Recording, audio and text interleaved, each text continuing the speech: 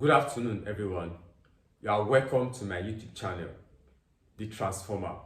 Today, we'll be looking at the part 3 in the Scalars and Vectors series, which happens to be the part 2 in addition of vectors. In the part 1 of vectors, we talk about how to find the resultant of two vectors that are moving in the same direction. We also talk about how to find the resultant of two vectors that are moving in opposite direction in a straight line. We also talk about how to find the resultant of two vectors that are inclined at an angle theta, which happens to be 90 degrees. But for today, we'll be looking at how to find the resultant of two vectors that are inclined at an angle of theta to each other. But this time around, the angle is lesser or greater than 90. But for this class, I'll be looking at when the angle is lesser than 90. But I'll give you an assignment that has to do with when the angle is greater than 90. But mind you, it follows the same process, whether it is less than 90 or it is greater than 90. Now, before I start, I want to use the opportunity to thank my returning subscribers. Thank you very much for returning to my channel. May God bless you richly. So back to class. So let's look at what?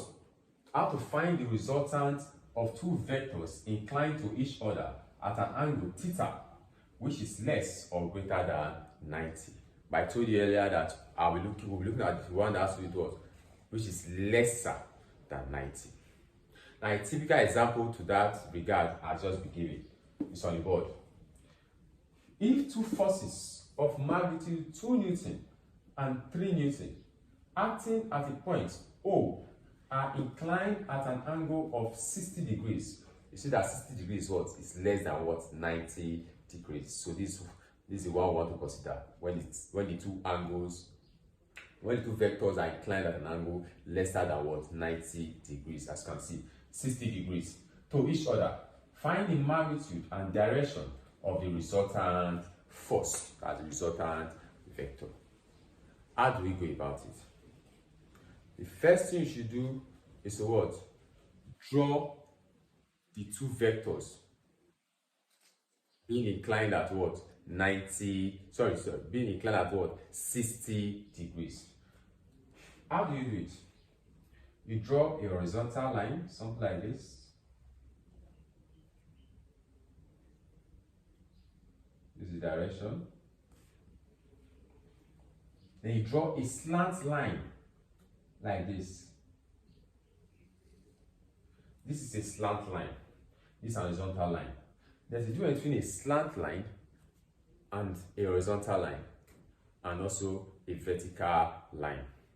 In my previous video, I gave you the differences between a slant line, horizontal line, and vertical line when we talk about the part 1 of the Vectors and Scalars series. You can go and check that out for yourself. So you agree with me that this slant line and this horizontal line, the angle between them is lesser than 90. If you don't know why it's lesser than 90, do not worry. I'll do a video on angles. Then you know the different types of angles. But before I do that video, let me just quickly throw in a little insight into why this angle is less than 90. For you to have an angle that is 90, you know that a vertical line, you see a straight line, and a horizontal line. Where a vertical line and a horizontal line meet, they form what? Angle 90. But you can see that this is not a vertical line, but rather it's a slant line. So it is something like this. From this point, if we draw something like this, this becomes what? A slant line. You see that it is lesser than what? From here to here, it's lesser than what? From here to here. So from here to here is 90, while from here to here is lesser than 90. So that's why from here to here is lesser than 90. So less than 90 can be 80 degrees, 60 degrees, 70 degrees, and so on and so forth. But for this class, we have been given what? 60 degrees. So you write here 60 degrees. So this becomes what? The two vectors. Vector 1, vector 2. So we can say vector 1 is what? 2 Newton, and vector 2 is what? 3 Newton. You can also say vector 1 is 3 Newton and vector 2 is what? 2 Newton. Any one you want to put in what? Any side, you will get the same answer. So let's say this is what? The point O. Let's say this is point A.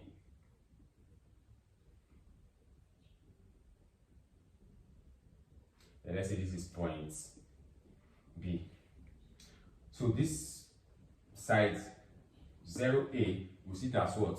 Our 2 Newton. Then side 0B, we see that's what?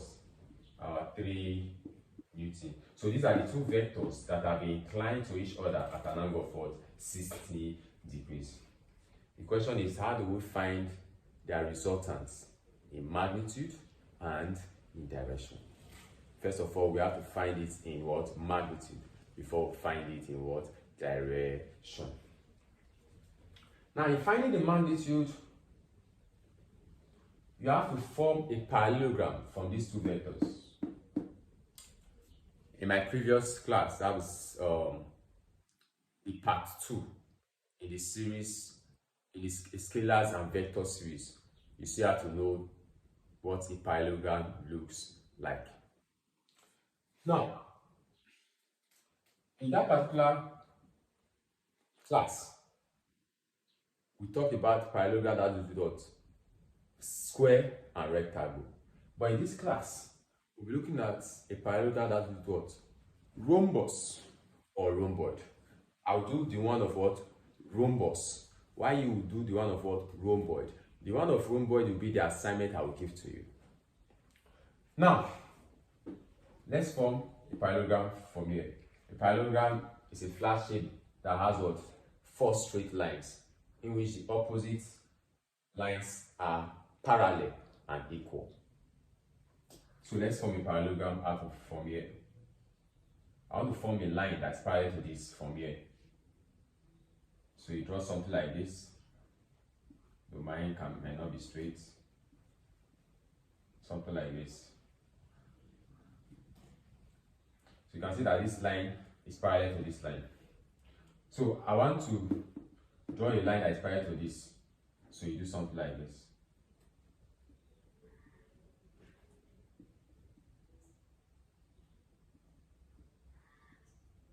If you don't know what parallel lines means, then you have to go and watch the part 2 in the Scalars and Vectors series. So let's say this point is point C. So this line is parallel to this. So the direction is still like this, because this one direction is what? Like this. This one is parallel to this. That means the direction will also be like this, since this line is like this.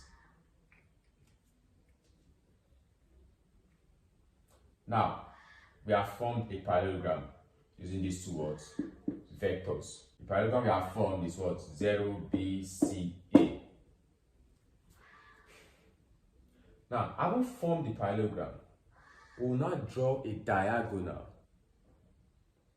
from where the two vectors meet to the opposite what? Angle.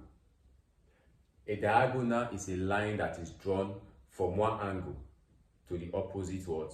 Angle. I want to draw a diagonal now from here like this.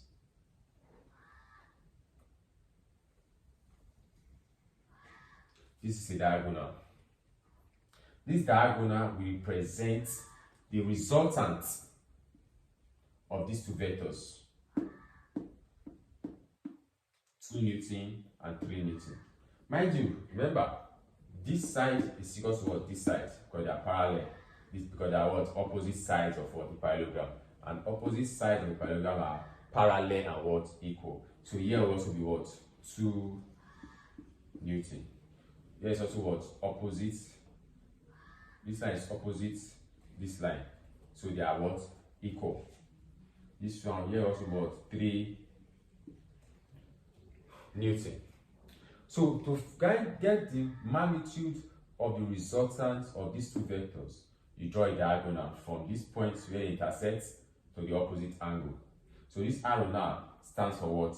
The magnitude of the resultant vectors. Sorry, the magnitude of the resultant force or vector. So the direction is like this. So for us to get the direction of the resultant force or vector, the direction will be the angle that the magnitude of the resultant vector makes with what? With the horizontal. So for us to get the direction of the resultant force or vector, the direction will be from here to here. Let's call it alpha.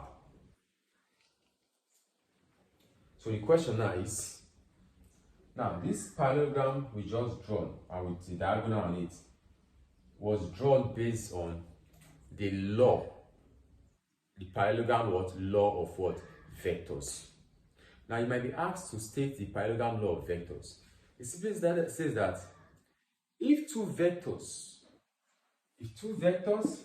are represented in magnitude and direction by the adjacent sides of what? A parallelogram, the diagonal drawn from the point of intersection represents the resultant vector in magnitude and direction. That's what the parallelogram law of vectors states. So coming back, how do we get this arrow which stands for the magnitude of the resultant force or vector? For us to get this arrow, we apply a rule called cosine rule. Now I want to bring out the triangle from this parallelogram. I want to bring out the triangle OAC. Now, in bringing it out, we have something like this. Horizontal, slant is the direction. This is the direction of this. This is point A. This is point O. And this is point C.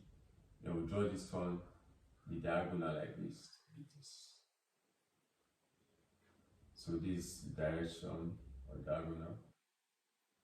So this arrow stands for what? The magnitude of the resultant vector. The y from here to here I'll be given as what? Alpha. We stand for what?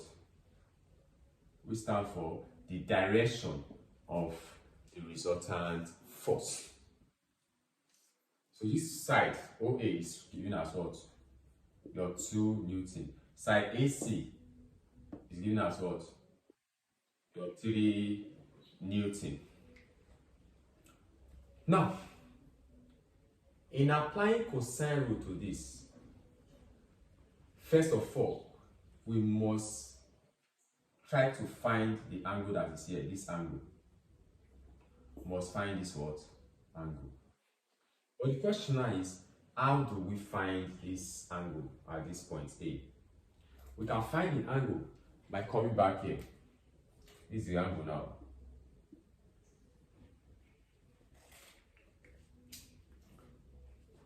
Now there's something about parallelogram. In mathematics, when the line that joins two parallel lines is called the transversal. Now look at these parallel lines. Let me bring it out here. Look at this parallel line. This O, this B. I will say this what? Parallel to what? A, C. They are parallel because they can never meet. If you're going to extend it, they can never meet. Now you observe that this line, okay, is A. So the line that joins these two parallel lines, that's this line now, like this. So this line that joins these two parallel lines, so this line is called a transversal. I can extend this to be like this. The angle that one of the parallel lines make with the transversal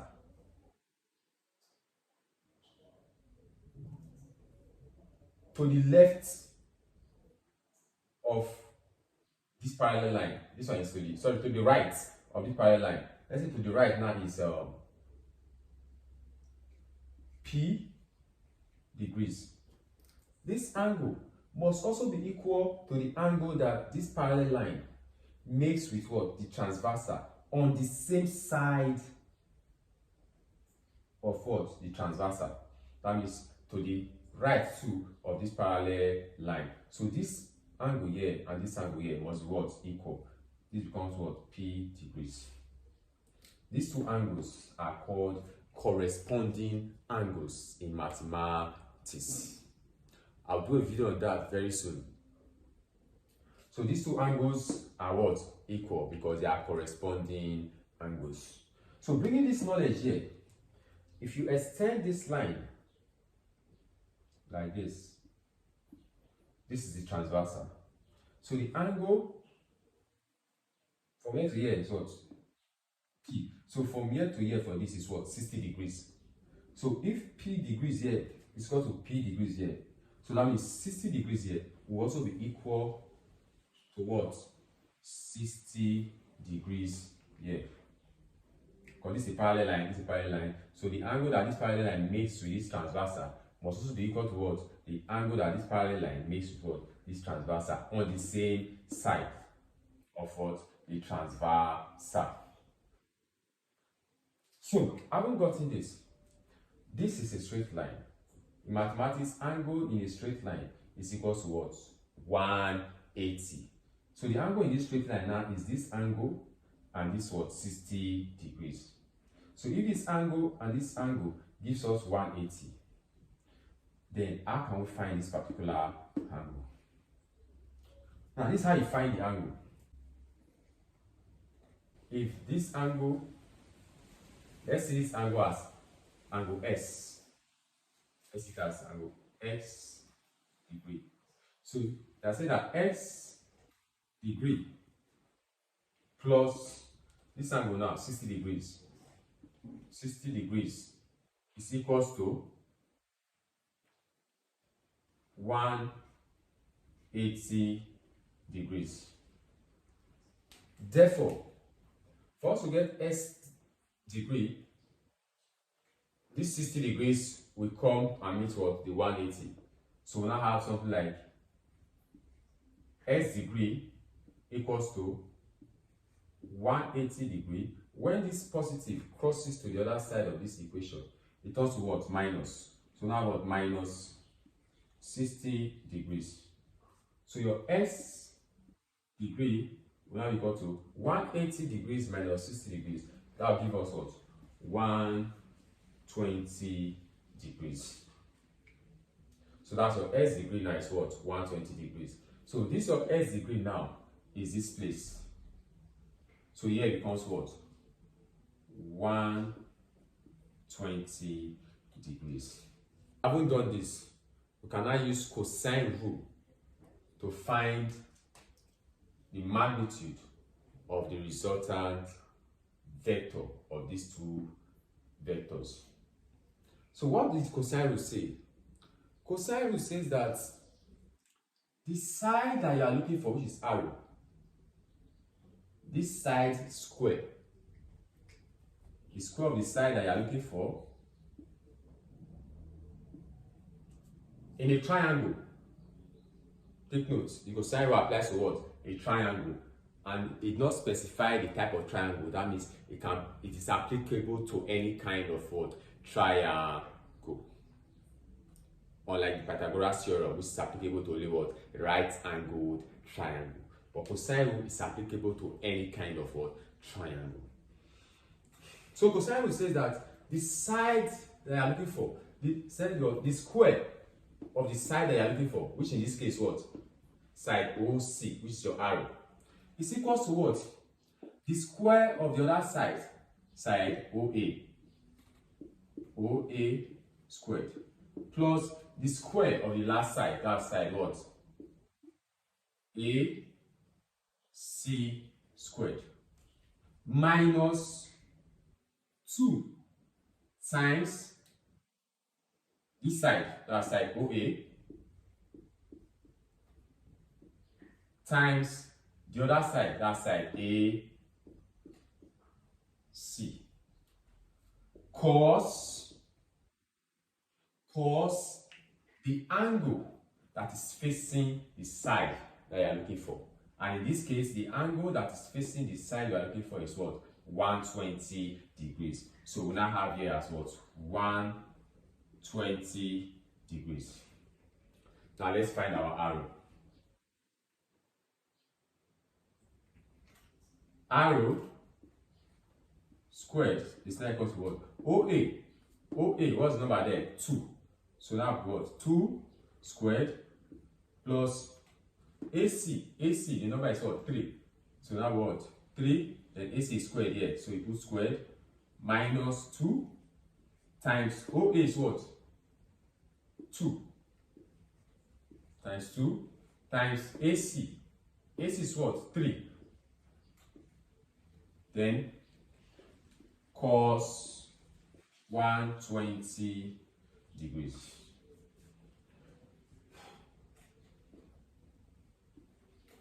Arrow squared will now be equal to what? 2 squared is what? 4. Plus 3 squared is what? 9. Minus 2 times 2 is 4. 4 times 3, 12. So now have what? 12 cos 120 degrees. Now, arrow squared equals to 4 plus 9 gives us 13. This minus is this minus. 12 cos 120 degrees. In your calculator, you can press 12 times, you press cos, then you put what? 120, then press equals to. If you do it very well, you will get minus 6. Therefore, arrow squared is now equal to what? 13. Minus times minus in mathematics means what? Plus. So now I have what? Plus 6. So, arrow squared is now equal to what? 13 plus 6 will give us what? 19. What are we looking for? Arrow squared or arrow? We are looking for arrow. So what I'm going to do, we take the square root of both sides so that square root will eliminate what? Square. So we have what? Square root arrow squared equals to square root 19. Let's come over here. Square root, we cancel square. What will be left there? Arrow. Equals to square root of 19 will give us what? 4.36 Newton. So this 4.36 Newton becomes the magnitude of the resultant force. Now, to get the direction of the resultant vector, which in this case is represented by what? Alpha, we'll use what we call the sine rule. Now, what the sine rule says? So sine rule says that the sine of the angle you are looking for over the side that is opposite that angle, and the side in this case what? AC. So over what? AC must be equal to the sine of any other angle in the triangle. Let's say this one, 120 degrees over the side that is what? Facing that particular what? Angle, which is your what? Your arrow. From this formula, we can find what? Our alpha, which is what? The direction of the resultant force. So we can say sine alpha over AC is what? 3 equals to sine